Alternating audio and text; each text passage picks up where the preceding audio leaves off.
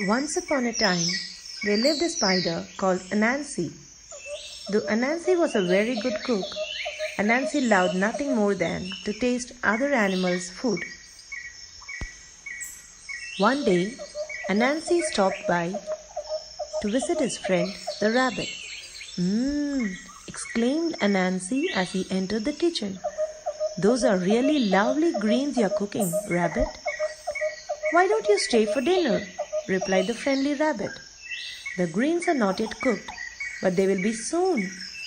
Anansi knew that if he stayed while the meal was still cooking, then Rabbit would surely give him chores to do, and Anansi did not visit his friend in order to do chores.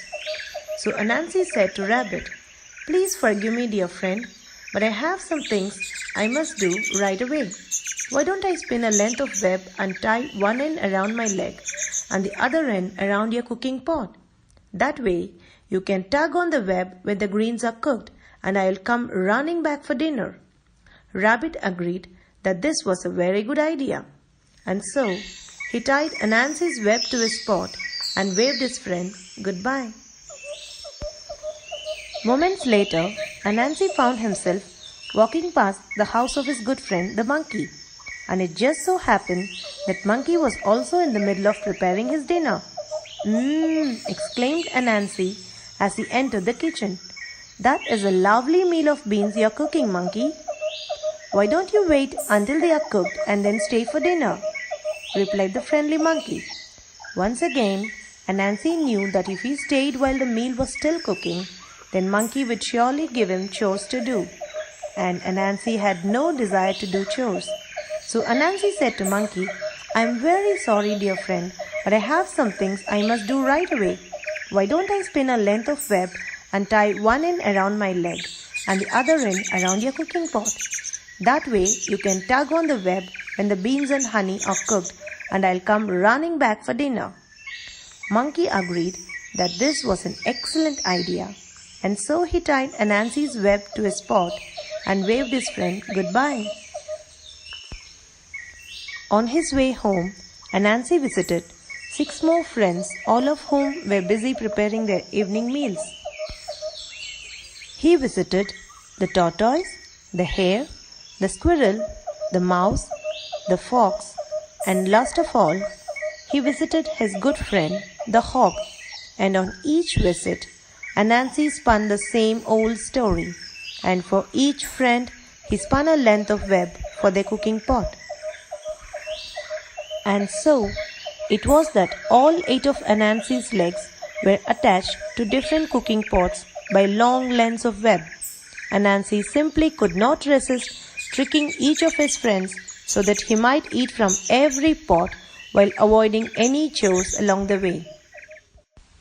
Anansi was very much looking forward to all of the food, especially the hawk's sweet potato and honey dish, which was always cooked to perfection. "I have really outdone myself this time," thought Anansi. "So much lovely food to eat, and I even avoided doing any chores in return, and I wonder which pot of food will be ready first." Just then, Anansi felt one of the length of web tug at his leg. "That must be the rabbit with his tasty dish of greens," thought Anansi. But then another length of web tugged at another of Anansi's legs. "Oh dear!" he exclaimed out loud. "That must be the monkey with his pot of beans and honey." Then another leg was tugged, and another, until all of 8 Anansi's legs were being pulled in different directions at once. Anansi dragged himself towards the river and jumped into the water so that all of his webs would be washed from his legs.